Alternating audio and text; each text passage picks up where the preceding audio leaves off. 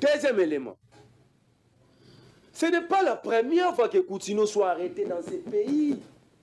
Ce n'est pas la première. Il a été arrêté en 1994 pour port d'armes illégales. Mtakanga honoré Ngwanda perd son âme. 1994. 1994 à l'époque, Ngwanda conseil spécial en matière de sécurité. Les archives sont là à la présidence. Le problème ici, les gens ne vont pas sortir les archives, ils viennent insulter et menacer. C'est le vrai problème au Congo. On nous empêche même d'avoir une mémoire historique pour notre pays. Coutinho a été arrêté en 1994 par Honoré Ngwanda. Recevez Vitel Kamere et posez la question à Kamere. Même Nathan Abane, maintenant, sauvons le Congo. Kamere a mis ça dans un document. Il a été arrêté en 1994 pour port d'armes illégales par Honoré Ngwanda. Et tant que Coutinho a samba, oui, comme Coutinho loba. Abaya osamba na zaidi ya zangole. Non. Wala pe. Est-ce que imagine Na lobi na obe Mama Paulette. Imagine archive ezali. Mama Paulette, c'est une émission belée, je peux commettre une erreur. Combien de fois on a écouté sur la TV? Alors bien ça angolais. Alors bon, on attend le route là m'tabimisa archive na sous caméra za vivant. Caméra m'tabimisa. La fille a menti. C'est ça le problème. La fille a menti à la nation et elle a menti en étant déjà ministre. Ce qui est grave, ce sont des mensonges d'État. Moutabo a mis le 11 mars 2000. 11 mars 2000. Ah, moi 2000. Accueilli Poto en 2005. L'année, Babo l'accepte jalousie ça. Il y a un dans l'église devant Bandimine. Azongi définitivement la Kinshasa en 2019. Elle a 19 ans alors. À quel Poto en 2005 pour attendre. A passé 14 ans à Poto, dans l'école primaire, dans secondaire, dans l'humanité avec des diplômes universitaires. À 14 ans. L'aime ça, c'est surdoué. Mais surdoué, va s'arrêter. Comprends? Sikoyo, est-ce que c'est jalousie ou elle a menti? Et puis, vous avez au cause en église. L'église est le corps du Christ. Christ, c'est vérité. Elle a menti. Comment vous faites pour faire confiance à une telle personne? Il a gradué, Moukeba est gradué, il est gradué. En réalité, il n'y a pas de question de jalousie. Plutôt, c'est elle la complexée. Pourquoi avoir menti sur son profil? Elle est complexée de qui? Nana tout n'a question wana. Alors, tant que vous nommez le ministre, vous avez la mécanique, vous avez la science infirmière, vous avez la couper couture, na ISP, vous avez le roté. Tant que vous avez un résultat, vous avez le roté. On est jaloux, oui, tu acceptes parce que à ce gérer l'église n'a pas monté. Personne ne la connaissait tant que pasteur n'a 17 ans l'église à papa Bango. Parce qu'en 2017, elle a été consacrée pasteur à l'église de Paris. En 2017. Alors, à la science politique, dans l'université à Paris-Créteil. Science politique, il fait un institut à l'université en 2022. Il y a son en 2019, avec ses diplômes. Donc, on ne peut plus dire la vérité parce que va flatter les gaming. Sur le but vérité, pour flatter, on a $10. C'est ça aussi la pauvreté. Les gens ne veulent pas être grands même dans la pauvreté.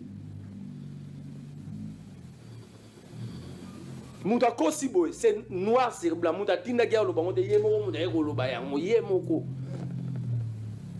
de un complexe d'infériorité,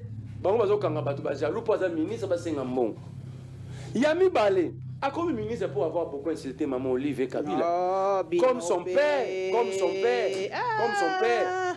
Maman Paulette, moi je ne peux pas accepter que tu sais que dans le pouvoir, poste occuper les lots, même à l'ongé lobby, même aux colonnaires au Bengue Petit. Parce que les questions qu'il va gérer même après être président, et ça c'est une question majeure pour la vie à Mbokamba. Na Bengue Kabila Petit. Coutinho, Abi Petit, on a tout rejoint. C'est d'abord impoli, il faut le dire. C'est déjà impoli. Un père de famille, au Bengue Petit en public. Il a 54 ans, petit. Mais justement, il y a Bengue Petit. Ça veut dire qu'il y a un problème d'éducation dans la société congolaise. Les gens, il y a des mots vaccinés et non vaccinés. C'est un problème. Mais Coutinho dit, Kabila mais Coutinho, soyons sérieux. Je ne peux pas entrer dans un débat inutile. Si on a le but Coutinho, ça l'a AVCT, je serai sorcier. tout le monde le voit, ça a AVC. Mais comme il y a une solo la rana, il n'y a pas de vision. À cause de moi, si na moi na comme ministre, bah il bosso ya bandimi, bah le beau na Bible, na quatre églises comme corps du Christ. Christ est vérité. À l'obin n'a comment ya boy. Quand c'est na prison, prison de manière là. Moi j'ai 2 fois prison, 3 fois prison de Makala. Vous parlez à quelqu'un qui a 2, 3 fois continué à salon gamba. Ah, vous me qui quand même. Vous me là ou pas. La question ce n'est pas la durée ou avoir fait la prison. La question étant que père spirituel, il y a des milliers de personnes. Christ est vérité. Lui il est archibishop. Soga Kosi il sera maudit. Lui, sa famille jusqu'au 4e génération. Achalo beaucoup la Bible met sur le cœur. Na famille moi si nae na ba nae. Baloba neni papa ou ça va aider même l'État dans le procès Kabila pour avoir plus d'éléments. Deuxième élément. Ce n'est pas la première fois que Coutinho soit arrêté dans ce pays. Ce n'est pas la première. Il a été arrêté en 1994 pour port d'armes illégales. Mdakangai honoré Ngwanda perd son âme. 1994. 1994 à l'époque, Ngwanda conseil spécial en matière de sécurité. Les archives sont là à la présidence. Le problème ici, les gens ne vont pas sortir les archives, ils viennent insulter et menacer. C'est le vrai problème en Congo. On nous empêche même d'avoir une mémoire historique pour notre pays. Coutinho a été arrêté en 1994 par Honoré Ngwanda. Recevez Vitel Kamere et posez la question à Kamere. Même Nathan Abane, maintenant sauvons le Congo. Kamere a mis ça dans des documents. Il a été arrêté en 1994 pour port d'armes illégales par Honoré Ngwanda. Et tant que Bakanga Coutinho a samba, oui, comme Mambo Coutinho loba. Abaya o samba na zaïté à Zangolé. Non, on a payé. Est-ce que imagine? Na lobi na ope Maman Paulette. Imagine, archive ezali. Maman Paulette, c'est une émission belée, je peux commettre une erreur. Combien de fois on a écouté ça na TV? Alors bien ça Angolais. Alors bon on attend le route là m'tabimisa archive na sous caméra za vivant. Caméra m'tabimisa. Abimisa yango pe mais c'est connu de tout le monde. Alors ba o samba na zaïté il angolais. Exemple après ça dit comme on a Fernando.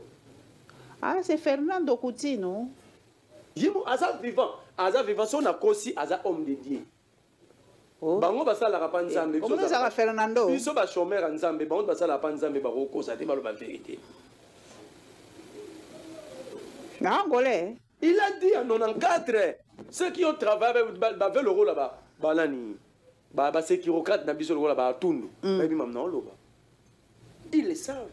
Peut-être pour besoin de pouvoir, ils ne vont pas le dire, ils le savent. Bakanga en 94 pour port d'armes illégales et à Ebisingwa na Rosamba parce qu'il a angolais. Recevez à tout nous recevez Vital Kamere.